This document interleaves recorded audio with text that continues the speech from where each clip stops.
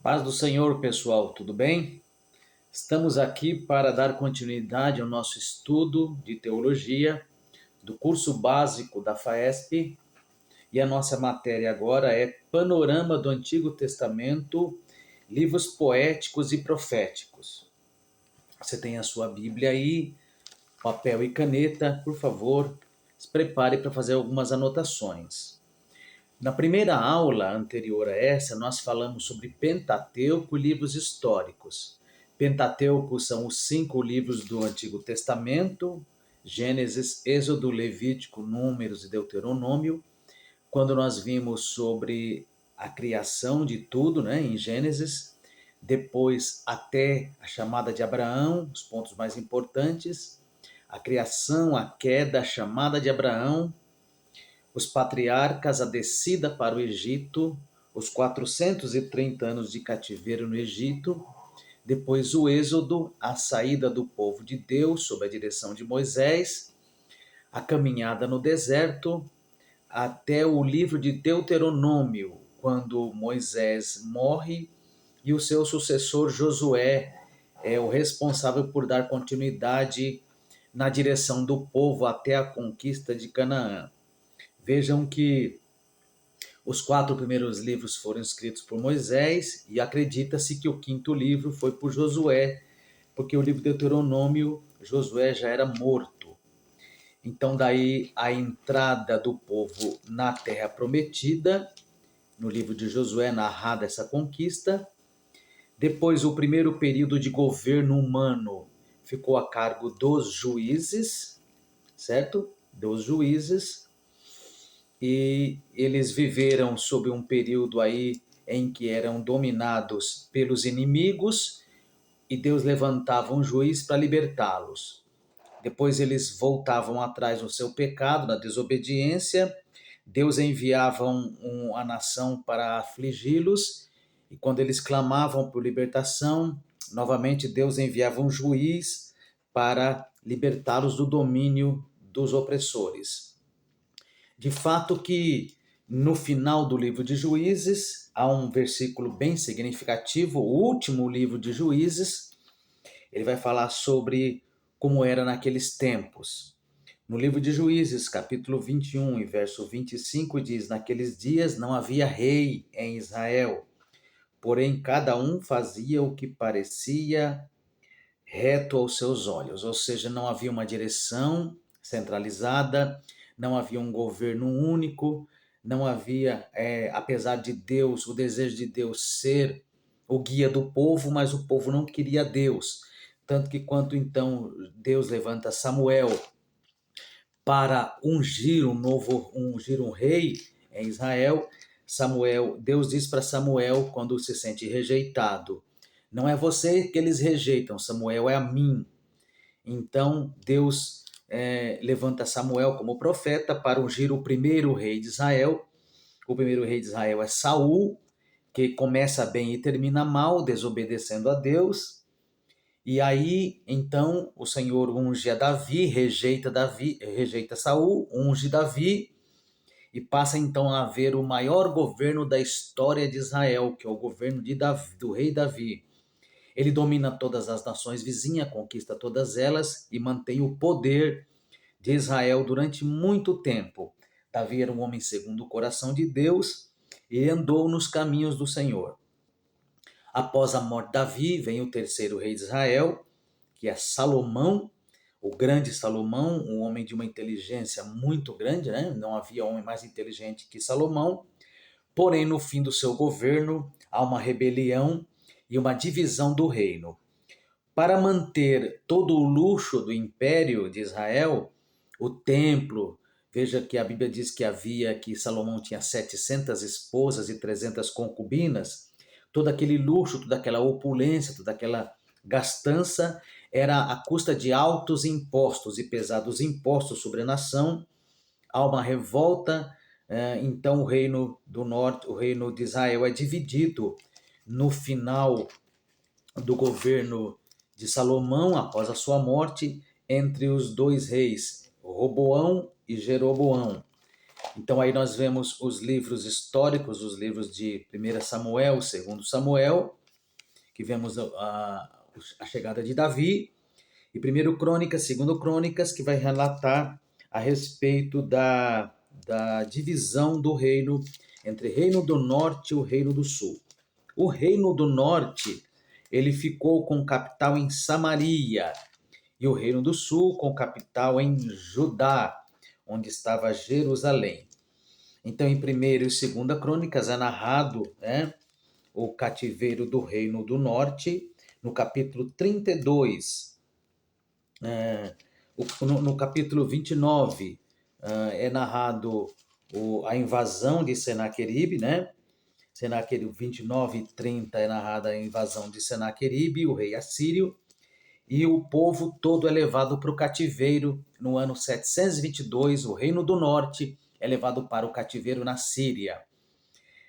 E o Reino do Sul fica ainda por alguns anos, mas depois, em 586 a.C., novamente ele é invadido, né, dessa vez por Nabucodonosor. O Reino do Sul é levado para o cativeiro e fica 70 anos na Babilônia e retorna então, encerrando assim o período do cativeiro e dos livros históricos, os livros históricos que vai até Esdras e Neemias. Então vejam, a trajetória de Israel é assim: 430 anos no Egito, caminhada de 40 anos no deserto, a conquista de Canaã por Josué, o período dos juízes, o período dos reis, a divisão entre norte e sul, com a morte depois da morte de Salomão, e daí em diante o povo do norte é levado para o cativeiro na Síria no ano 722 a.C. Eles não retornam nunca mais, né, da Síria. E o Reino do Sul é levado para o cativeiro no ano 586 por Nabucodonosor, para a Babilônia, onde fica 70 anos e retornam no tempo de Esdras e Neemias, encerrando assim os livros históricos, que vai até Ester, porque o livro de Ester, aquela ameaça grande que se levanta sobre o povo e a libertação do povo através o escape do povo através da rainha Ester, é no período do retorno do povo do cativeiro na Babilônia. O povo fica no cativeiro na Babilônia por 70 anos, narrado em Ezequiel e Daniel. Daniel está na Babilônia, ele vê o que acontece lá na Babilônia. 70 anos depois o povo retorna com Zorobabel, com Esdras e Neemias.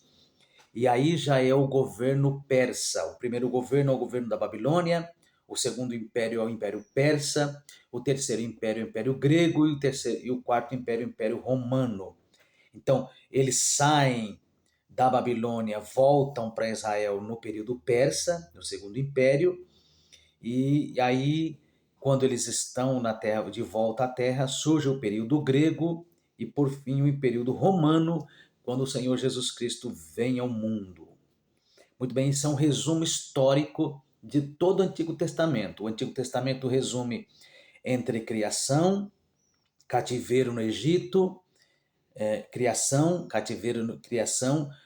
os patriarcas, cativeiro no Egito, peregrinação no deserto, Israel em sua terra, terra prometida, divisão da terra, cativeiro do norte, cativeiro do sul, retorno do cativeiro no governo persa, depois o governo grego, o governo romano. Encerra-se aí o Antigo Testamento. É um resumo bem rápido, bem panorâmico de todo o Antigo Testamento.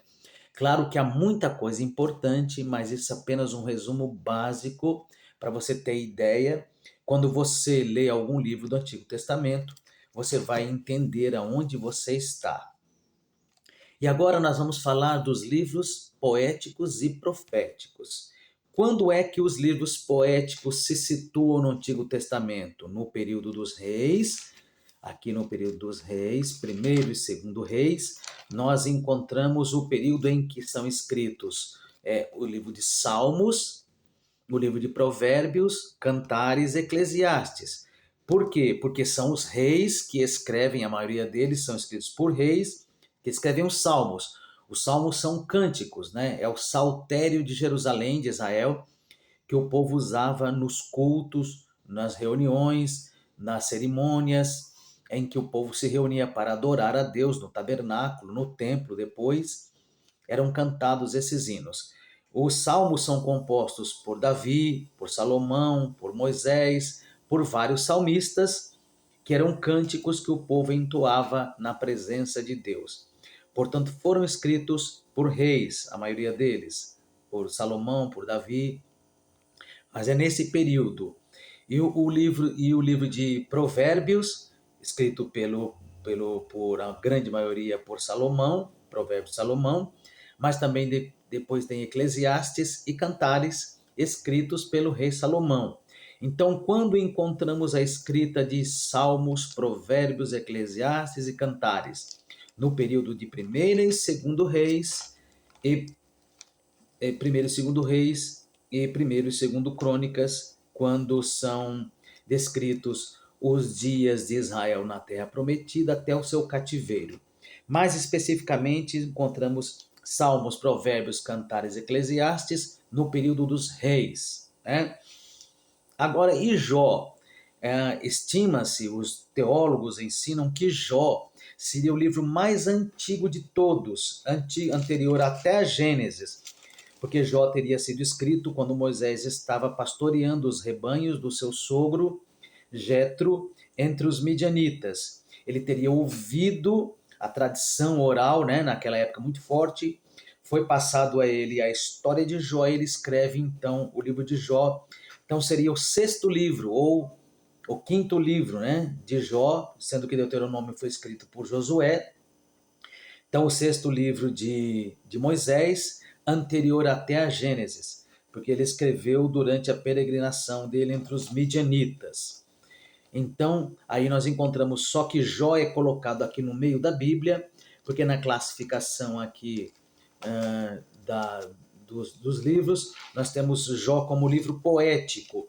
Então, Jó, Salmos, Provérbios, Cantares, Eclesiastes, 5 livros poéticos que compõem essa parte do Antigo Testamento. E os livros proféticos? Então, como é que nós descobrimos o período em que esses livros foram escritos?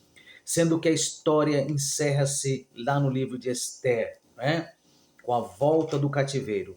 Nós podemos classificar os livros proféticos desta maneira.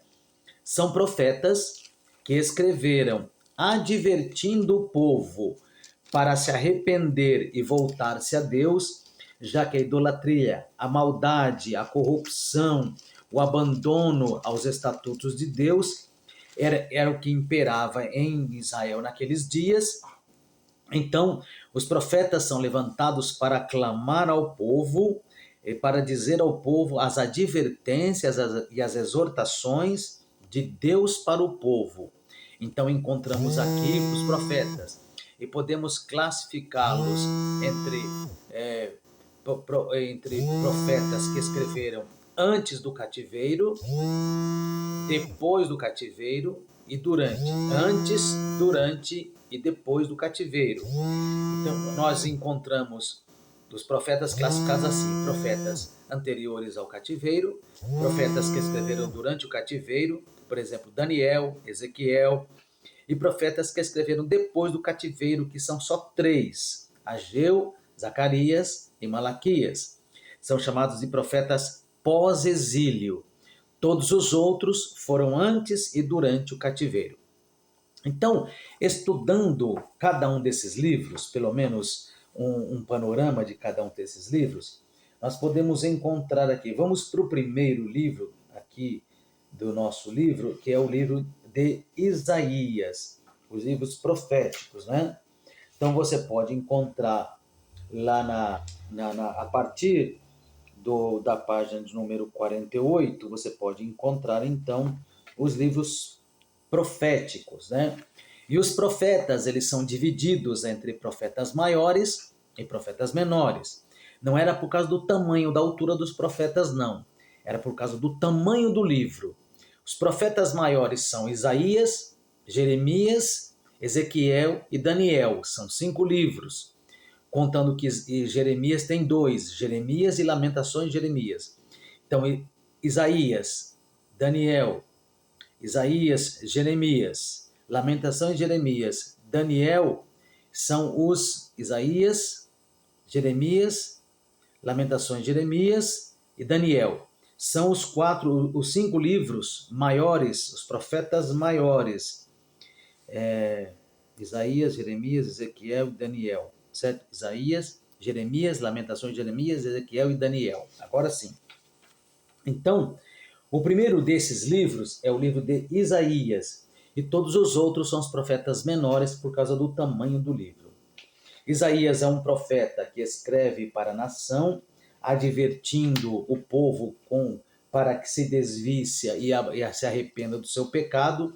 E Isaías é interessante porque ele é chamado de a Bíblia em miniatura no Antigo Testamento, porque ele contém 39 livros falando sobre a justiça de Deus e 27 falando sobre a graça de Deus, assim como o Antigo Testamento fala da lei, os 39 livros, e os 27 livros falam da graça, da justiça de Deus, o Antigo Testamento, e os 27 livros da graça de Deus. Então, Isaías é o primeiro profeta. E podemos ver aqui que Isaías ele faz uma advertência, né? Ele escreve o seu livro. Isaías, a sua mensagem é para o povo antes do cativeiro, o cativeiro do Reino do Sul. Né? Então, como é que nós podemos entender? Como é que nós podemos descobrir para quem Isaías escreveu? Para quem foi a sua profecia? Vamos encontrar a sua profecia de acordo com a data que ele escreveu. Você pode encontrar na página número 51 aí, que Isaías nasceu por volta do ano 760 a.C. Porém, alguns estudiosos defendem que isto ocorreu em 770. Provavelmente pertenceu a uma importante família de Jerusalém, Reino do Sul, e de acordo com a tradição, era primo de Urias. Casou-se por volta de 735, teve 2 filhos, cujos nomes foram simbólicos e proféticos. Então, se Isaías ele nasceu em 760 e o seu reinado, o seu ministério foi durante essa época, nós podemos entender, inclusive está dizendo aqui que ele casou-se por volta de 735. Então você pode anotar aí que Isaías profetizou antes do cativeiro do Reino do Norte, não do Sul, como eu havia dito, do Reino do Norte, cuja capital era Samaria. O segundo profeta maior, é Jeremias. Na página de número 57, você vai encontrar esse comentário aí. Eu estou fazendo apenas um panorama.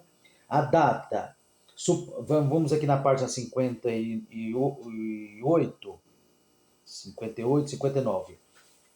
Data, você vai encontrar na data aqui que esse livro nos dá, Jeremias nos dá, com base nas informações que o próprio livro nos dá, Jeremias cumpriu seu ministério durante os 18 anos da reforma e os 22 anos de colapso nacional. Que reforma? A reforma do rei Josias, né? Então, portanto, observando aqui direitinho, nós verificamos que Jeremias profetiza para o Reino do Sul, para Judá. Veja, profecias contra Judá na página 60. Profecias, história de Jeremias. Se a profecia é para o reino de Judá, então Jeremias escreveu para o reino do sul, certo? E o livro de Lamentações de Jeremias, ele relata os tristes acontecimentos da invasão de Nabucodonosor contra Judá e Jerusalém. Muito bem. O próximo profeta é o profeta Ezequiel, certo? E o profeta Ezequiel é interessante porque parte da profecia dele começa em Israel e a outra parte na Babilônia. Veja que ele esteve na Babilônia, então Ezequiel é um profeta que profetiza durante o cativeiro babilônico. Podemos ver aí, se você ler com calma o livro, a sua profecia. Vejamos aqui, ó, livro de Ezequiel. Aqui estudaremos o livro do profeta Ezequiel, na página 67, segundo o mesmo modo aplicado anteriormente. O nome Ezequiel significa Deus fortalece, em clara referência ao conteúdo exposto neste livro, ao qual o profeta teve que transmitir uma dura mensagem para os judeus exilados na Babilônia. Então vejamos que Ezequiel profetiza durante o cativeiro e para o povo do cativeiro, antes e durante o cativeiro da Babilônia, então o cativeiro do sul. Anote aí, por favor, nas suas anotações, Ezequiel profetiza para o sul, né? Antes e durante o cativeiro. Ezequiel, o profeta chamado de chorão. O próximo profeta é o profeta Daniel, na sequência dos livros maiores, dos profetas maiores. Daniel é o quinto livro. Então, Daniel ele escreve também para os judeus que estavam na Babilônia. O seu relato é muito importante para entendermos o que aconteceu na Babilônia. Ele escreve durante o cativeiro do sul, nos 70 anos da Babilônia. Assim encerramos a parte dos profetas maiores. Isaías, Jeremias, Lamentações de Jeremias, Ezequiel e Daniel. São os 5 livros chamados de os 5 livros dos profetas maiores. Agora, vamos para os profetas menores. Oséias é o primeiro dos profetas menores. E lendo o livro de Oséias aqui, nós vamos analisar que a autoria é do profeta Oséias, o tema, né? Há muita discussão sobre o período que Oséias profetizou e o tempo que isso durou. No entanto, o mais provável é que tenha sido entre os anos 790 e 722. Muito bem, então nós sabemos que se ele profetizou entre 790 e 722, e 725, provavelmente, com certeza, ele escreveu para o Reino do Norte, antes do cativeiro, que foi em 722. Oséias é aquele profeta que casa-se com uma mulher, ela torna-se prostituta, ela vai parar numa casa de prostituição, e Oséias, Deus manda que Oséias vá lá, perdoe ela, compre-a do seu dono e case-se com ela e tenha filhos. Representando assim figurativamente, simbolicamente, que Deus amou Israel, Israel se prostituiu, foi parar na prisão, no cativeiro, e Deus foi lá e comprou de novo Israel e trouxe de volta para a sua casa. Só que a profecia é para o reino do norte, mas o cumprimento é para mostrando que Deus comprou Israel todo, não só o norte, mas também o sul, toda a nação Israel. O terceiro livro menor, dos profetas menores, é Joel, né? O Joel, um profeta que profetizou para o reino do norte, né? Porque a data aqui é de 825, provavelmente ele foi escrito em 825 a.C., então é para o reino do norte, antes do cativeiro, do reino do norte. Joel é aquele profeta que é destacado pelas suas profecias que se cumpriram em Pentecostes. O Pentecostes, o derramamento do Espírito Santo e o cumprimento desse no dia de Pentecostes. Joel 2 se cumpre em Atos 2. Pedro diz lá, para que se cumprisse o que foi escrito pelo profeta Joel. E acontecerá nos últimos dias que derramarei do meu Espírito sobre toda a carne. Vossos filhos terão sonhos, vossas filhas terão visões, e assim por diante. Então, Joel é reino do norte antes do cativeiro. Amós. Amós é um profeta interessante, porque ele não era profeta, ele era boiadeiro, né? Ele viveu num tempo de muita corrupção em Israel, muita corrupção. Ele é chamado para profetizar para os sacerdotes mandavam matar todo mundo, né? Que desafiava eles. E Amós escreveu para o reino do norte, profetizou para o reino do norte, porque a data da sua escrita é em 760 a.C. Então, para o reino do norte, que cativeiro foi em 722, e ele profetiza antes do cativeiro do reino do norte, esse Amós. Depois nós vamos lá para Obadias. Obadias é interessante, porque diferente dos outros aqui, dos outros livros, né? Obadias, a sua profecia mostra Deus preocupado com o pecado do povo, porém Obadias, ele não profetiza para o reino do norte e nem para o reino do sul. Ele profetiza contra Edom. Edom, que são os filhos de Ismael, os descendentes de Ismael, e Deus está profetizando contra Edom, porque quando Nabucodonosor invadiu o reino do sul, os edomitas, que são meio-irmãos dos judeus, em vez de defender os judeus, eles se aproveitaram da situação e se juntaram aos inimigos. Portanto, a profecia de Obadias não é para o norte nem para o sul. A profecia contra Edom, para o julgamento de Edom e o castigo de Deus. Depois nós encontramos Jonas, que é outro profeta que não profetiza para o norte nem para o sul. Jonas, ele profetiza para Nínive, para a capital do Império Assírio naquela época, antes mesmo do cativeiro do Reino do Norte. Ele profetiza contra Nínive pelo arrependimento de Nínive. E é provável que ele tenha desistido, desobedecido a Deus e não quis ir para Nínive, porque Nínive era um povo muito cruel, muito feroz, e provavelmente na invasão de Nínive em 722, no Reino do Norte, a família de Jonas provavelmente tenha sido assassinada pelos ninivitas. Portanto, ele queria mais que o povo morresse e que Deus não perdoasse o povo. O livro de Jonas é muito bonito, que mostra que Deus está acima de tudo isso, né? Deus perdoa mesmo no momento, mesmo aos homens mais terríveis, mais pecadores. Deus deseja salvar a todos, independente do que tenha acontecido no meio da história, né? Então esse é Jonas, que profetiza para Nínive. Obadias profetiza contra Edom e Jonas profetiza para Nínive, para o arrependimento de Nínive. Depois nós vamos para Miqueias, né? Um profeta famoso que profetiza sobre o nascimento de Jesus. Miqueias 5:2 é muito famoso esse texto, né?